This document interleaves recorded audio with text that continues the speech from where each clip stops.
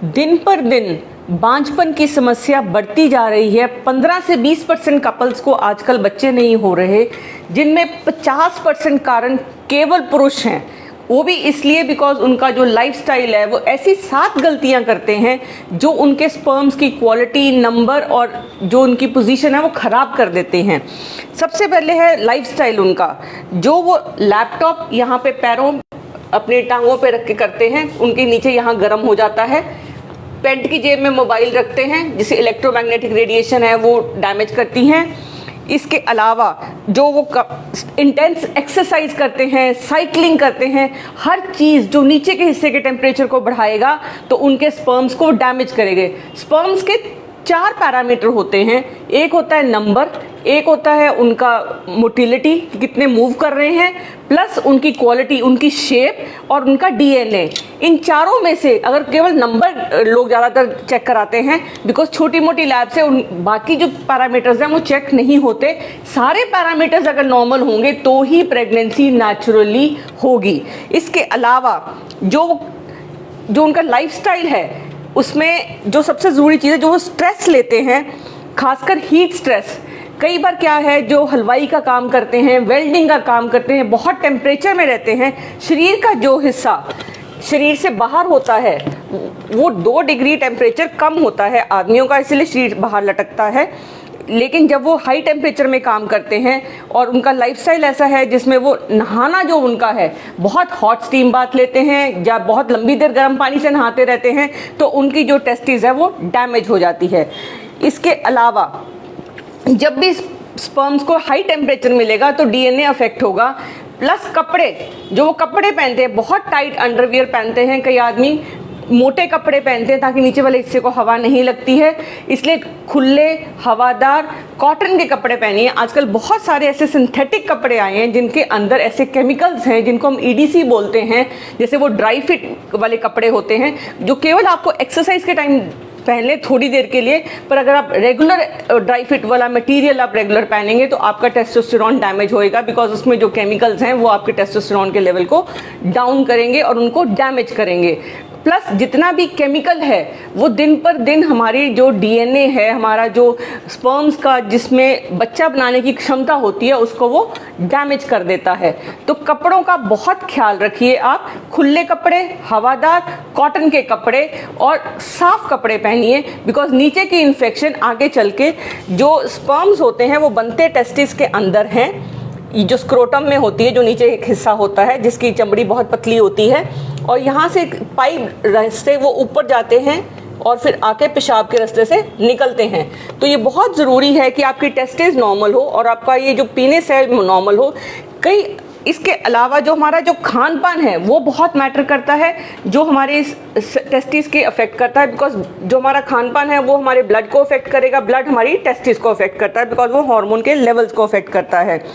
खासकर जो आदमी शराब पीते हैं, सिगरेट पीते हैं, तंबाकू लेते हैं, वीड लेते हैं, उनमें दिन पर दिन स्पर्म काउंट्स धीरे धीरे कम हो जाते हैं, उनका डीएनए डैमेज हो जाता है। तो इसलिए बारी बारी उनकी वाइफ्स को अबॉर्शन होती है और कई बार तो वो प्रेग्नेंट भी नहीं हो पाती। तो बहुत ज़रूरी है कि वो अपनी सिगरेट और शराब दोनों बंद कर दें।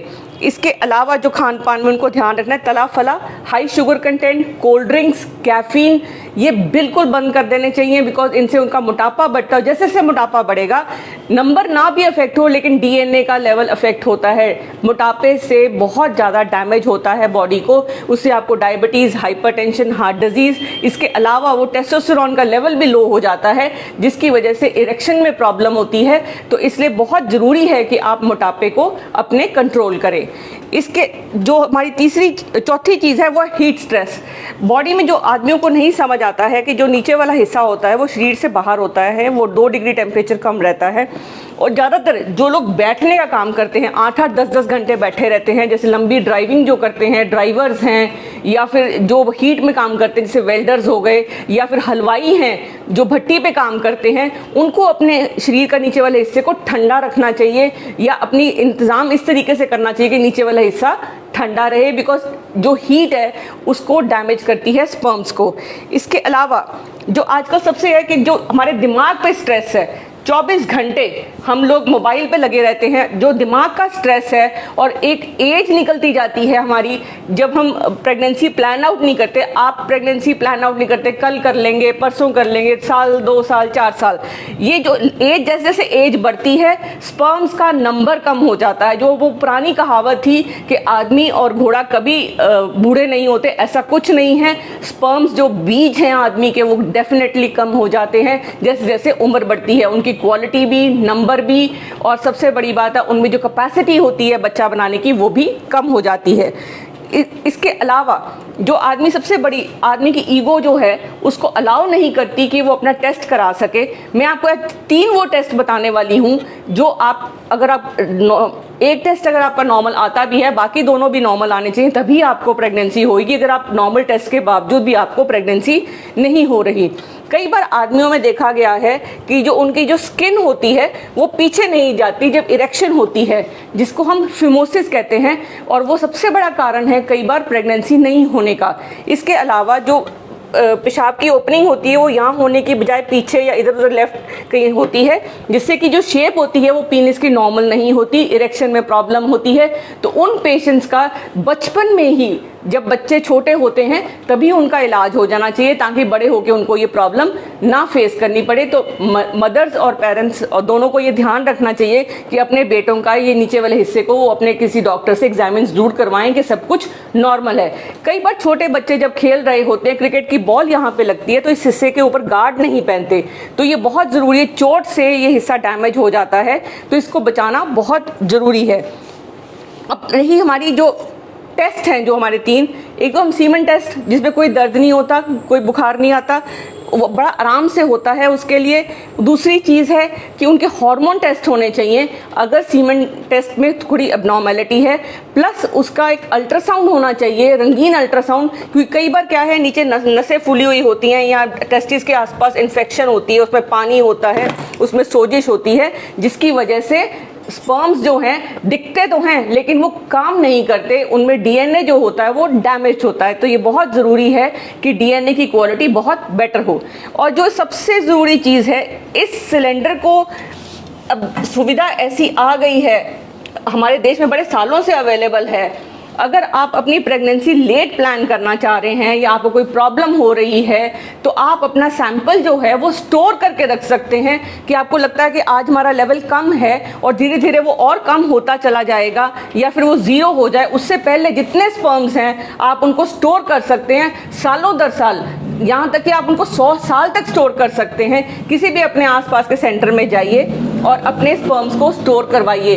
ये जो नॉलेज है आदमियों को नहीं है, इसकी वजह से कई बार आदमी एज़ोस्पर्मिया में लैंड करते हैं जब तक उनकी शादी होती है या उनके टेस्ट होते हैं। तो बहुत ज़रूरी है कि आदमी अपने स्पर्म्स को स्टोर करवा कर रखे ताकि उसको अपना बच्चा, अपने डीएनए का बच्चा मिल सके। अगर ये सारी चीज़ें हम ध्यान रखते हैं तो जो इनफर्टिलिटी है मेल की वो बहुत जल्दी ठीक हो सकती है। लेकिन क्योंकि इन चीज़ों को हम ध्यान नहीं देते और कहीं ना कहीं हमारा जो सोसाइटी का सिस्टम है उसमें हम सारा दारोमदार हम लेडी के ऊपर डालते हैं इनफर्टिलिटी का, तो इसीलिए आदमियों के जो टेस्ट भी होते हैं वो भी इनकम्प्लीट होते हैं और इससे उनकी जो इनफर्टिलिटी है वो ठीक भी नहीं हो पाती। और अगर टाइमली इलाज किया जाए प्लस उनके स्पर्म्स को स्टोर किया जाए तो उनको ये प्रॉब्लम नहीं होगी। Thank you.